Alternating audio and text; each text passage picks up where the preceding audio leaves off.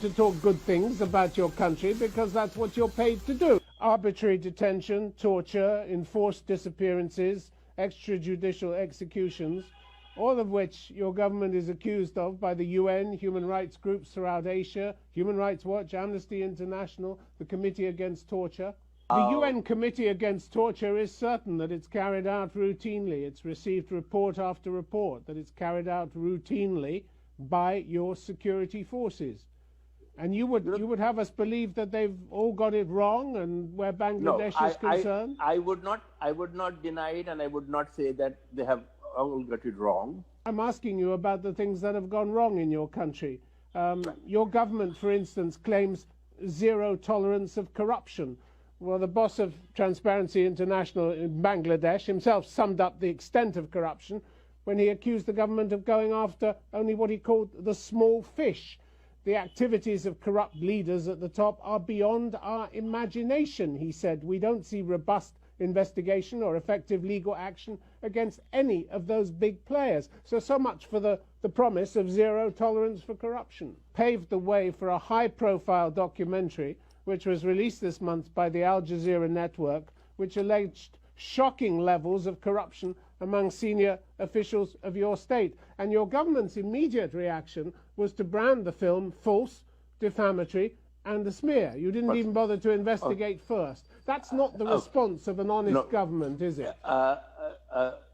Looking at the film, which was produced by Al Jazeera, here was a television team that was able to locate two high-level fugitives from justice, convicted of murder, whose elder brother just happens to be your serving chief of the army, General Aziz Ahmed.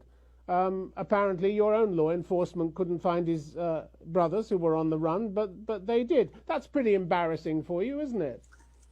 Certainly it is. Magically, just before his brother Aziz was promoted to head of the army, Joseph gets a presidential pardon. How did that happen? Is Bangladesh in the habit of giving pardons to convicted murderers who gun down their opponents on the street in cold blood?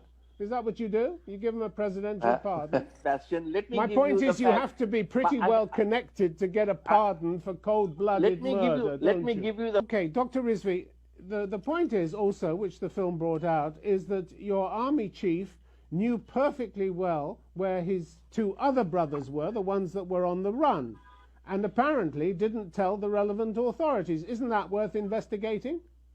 This is all just too close to the higher echelons of power, too dangerous to delve into. Isn't the fact that nobody in your country wants to delve too deeply into suspicions of high-level corruption, do they? Too many people disappear and end up dead if they say the wrong thing and ask the wrong questions, don't they? It's a fact of life in your country. No. How is it then that in a state which is supposed to have a functioning justice system, that these two fugitive brothers of your army chief, Anis and Harris, convicted murderers, actually are reported to have returned to Dhaka in broad daylight in 2019 to celebrate a family wedding? There aren't many fugitive killers who can show up at a big society wedding, mingle with the president and foreign dignitaries, unless they have protection right at the top. You know that as well as I do. We are both. You are absolutely right. In a democracy with the kind of free press that you've claimed exists in Bangladesh, all these allegations from Al Jazeera would be plastered over the newspapers and the broadcast media, but they aren't, are they? Something that the Dhaka Tribune sought to explain when it wrote to its readers, "The reason for our silence," it said, "is simple. The current state of media and defamation law makes it unwise for any Bangladeshi media house to venture into any kind of meaningful comment on the controversy." That's it, isn't it? You have cowed the media into submission and muzzled it, so it's become afraid of its own shadow. Are you proud of that?